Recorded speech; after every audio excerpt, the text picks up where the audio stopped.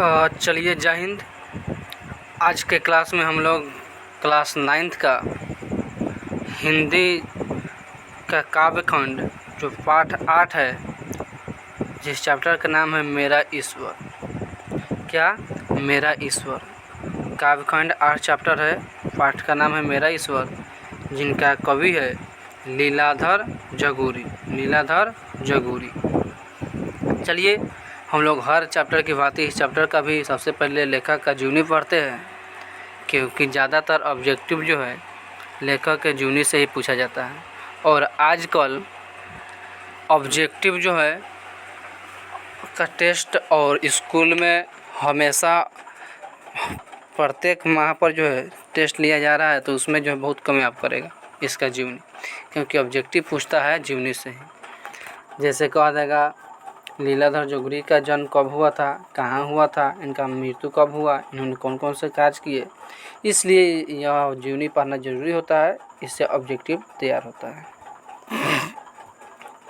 चलिए शुरू करते हैं। लेखक परिचय। यहाँ पर आप देख सकते हैं, यहीं लीलाधर जगूरी जी हैं। कह रहा है कि लीलाधर जगूरी का जन्म ढंगन गांव टिहरी उत्तराखंड में 1 जुलाई 1944 ईस्वी को हुआ था।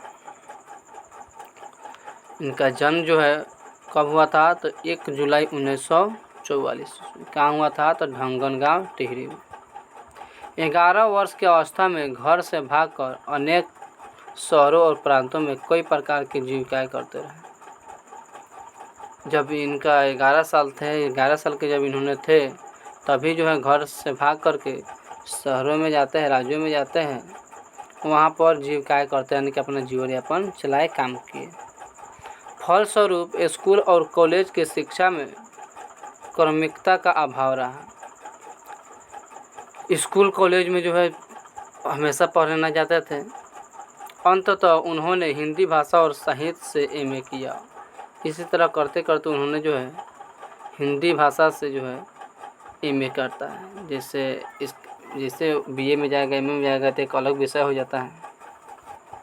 उसी विषय को जैसे हिंदी हो गया, पॉलिटिकल साइंस हो गया, साइकोलॉजी हो गया, हिस्ट्री हो गया, इस प्रकार से जो है पढ़ता, अंग्रेजी हो गया। तो इन्होंने आपसे पूछ देगा लीलाधर जगूरी जी जो है एमए किस विषय से किए, तो हिंदी विषय से। सन 1966 से 1980 तक उन्होंने उत्तर प्रदेश के शासकीय विद्यालयों में शिक्षण कार्य किया। इन्होंने 1966 से 1980 तक उत्तर प्रदेश के शासकीय विद्यालय में जो है शिक्षण कार्य किया। शिक्षण कार्य का अर्थ होता है पढ़ाने का काम किए। कब से कब तक? 1966 से 1980 तक। वे शिक्षक आंदोलन में सक्रिय रहे। शिक्षक आंदोलन में जो है सक्रिय रहे। जब भी शिक्षकों के प्रति शिक्षकों अपना मांग के लिए सरकार के प्रति आंदोलन करते थे, उसमें भी भाग लेते थे। शिक्षक संघ के अध्यक्ष भी रहे। ये सभी शिक्षक के अध्यक्ष भी रहे, मेन कहा जाता है। सन 1981 में उत्तर प्रदेश सूचना एवं जनसंपर्क विभाग से समृद्ध हुए और वहाँ की मासिक पत्रिका उत्तर प्रदेश के प्रधान संपादक बने। इन्होंने पत्र में भी काम किए, मीडिया में भी काम किया। संप्रति वे सेवा मुक्त है और लेखन कार्य में सक्रिय है। लेकिन संप्रति मतलब इस समय उस सबसे जो सेवा मुक्त है, यानी कि मासिक पत्रिका में, अखबार में काम करना, पढ़ाना लिखाना, इससे सेवा मुक्त यानी कि सेवा से अलग हो जाना, यानी कि उसमें अपना काम करते हैं, उससे रिटायर हो गए हैं और अभी जो है इस समय वो लेखन कार्य में सक्रिय, यानी कि लेखक का जो है कहानी वहानी, कविता लिखने का काम जो है कर रहे हैं। अगला पैराग्राफ कह रहा है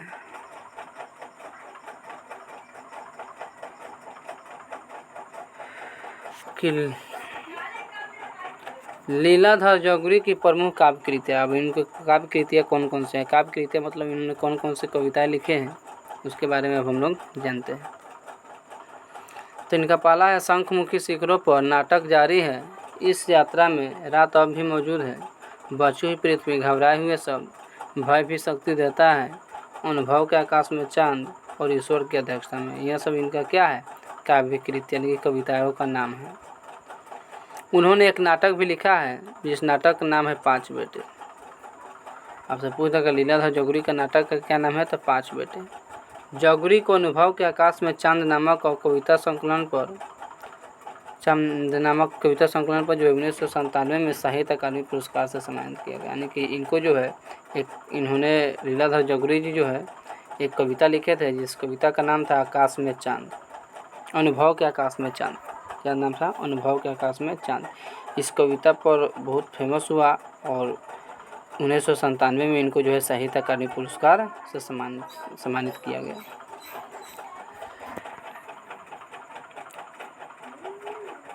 लीलाधर जौहरी की कविता जीवन और अनुभव के अप्रत्याशित विस्तारों में जानने की एक उत्कृष्ट कोशिश है। पिछले 4 दशकों से अपने काव्य वैविध्य और भाषिक प्रयोगशीलता के कारण उनकी कविता हमेशा अपने समय में उपस्थित नहीं रही है और उसमें समकालीनता का इतिहास दर्ज होता दिखता है।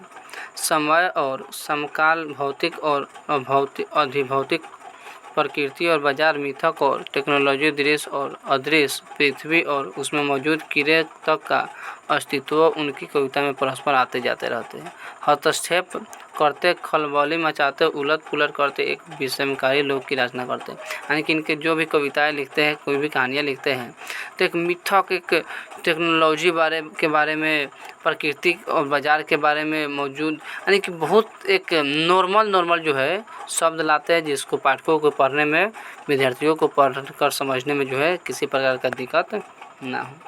लास्ट पैराग्राफ कह रहा है कि प्रस्तुत कविता मेरा ईश्वर लीलाधर जौहरी के कविता संग्रह ईश्वर की अध्यक्षता से ली गई है। आपसे कोई पूछ देगा कि मेरा ईश्वर जो हम कविता पढ़ने वाले हैं, मेरा ईश्वर, यह कहाँ से लिया गया है, किस कविता संग्रह से लिया गया है, तो ईश्वर की अध्यक्षता, कविता संग्रह क्या है, ईश्वर की अध्यक्षता से ली गई है। यह कविता उस प्रभु पर गहरी चोट करती है जो मनुष्य को इन पर किन अपने शिकंजों में लेता है और उसे अपने हाथ की कठपुतली बनाए रखता है। यानी कि यह कविता जो है मनुष्य को जो है प्रभु को जो है उसे प्रभु को गहरी चोट करती है जो मनुष्य को अपने बस में रह करके अपने हाथ की कठपुतली समझता है। तो यह हमारा हुआ लीलाधर जौहरी की जो है कविता जीवनी परिचय। चलिए अब हम आगे जो है इसके नेक्स्ट वीडियो में उनका कविता को समझेंगे। तब तक के लिए मैं एनपी संधीरज आप सभी को आपके अपने इस एनपी संधीरज यूट्यूब चैनल में स्वागत करते हैं। अगर मेरे वीडियो में नए हैं तो चैनल को सब्सक्राइब कीजिए, लाइक कीजिए, शेयर कीजिए ताकि मैं जब भी वीडियो को डालूँ तो सबसे पहले आप तक पहुंच जाए। जैसे कि आप सब्सक्राइब करते हैं, लाइक करते हैं, शेयर करते हैं, कमेंट करते हैं तो इससे क्या होता है कि मेरा मनोबल बढ़ता है और अच्छे वीडियो बनाने का दिल करता है। चलिए तो फिर से मैं एनपी संधीरज आप सभी को आपके अपने इस एनपी संधीरज यूट्यूब चैनल में स्वागत करते हैं। जय हिंद, जय बिहार।